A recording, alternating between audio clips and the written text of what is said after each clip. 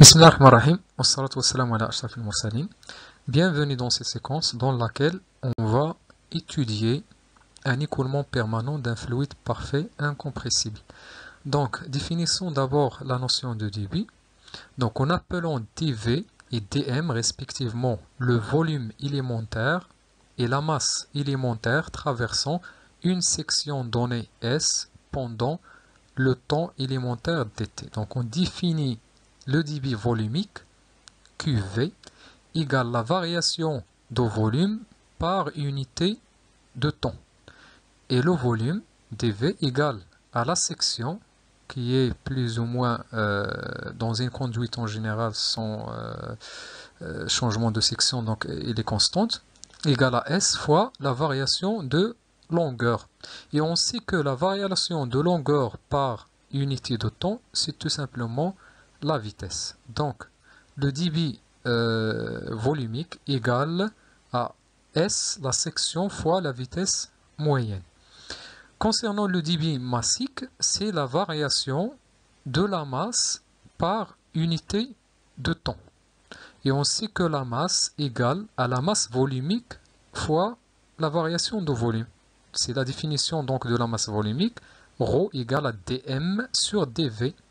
Donc, dm égale à ρ fois dv.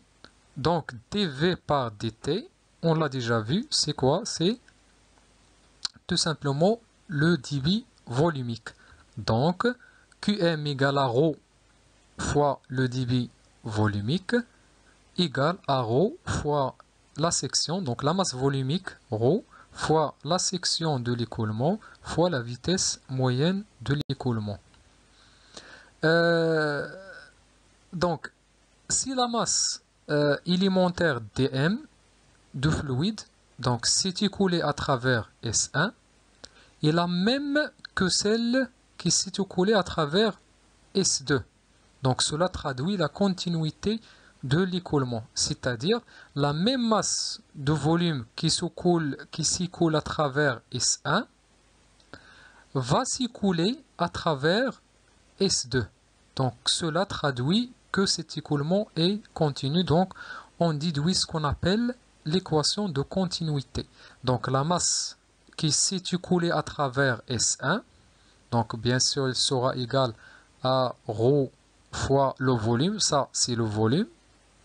Donc, S fois dx, c'est le volume qui a traversé la surface S1 sera la même qui va traverser la surface S2 puisqu'on a un écoulement continu. Donc, bien sûr, si je divise par l'unité du temps, j'aurai d de x1 par unité de temps. Donc, variation de longueur par variation de temps, c'est la vitesse. Donc, j'aurai tout simplement ρ S1 fois V1 égale à ρ S2 fois V2.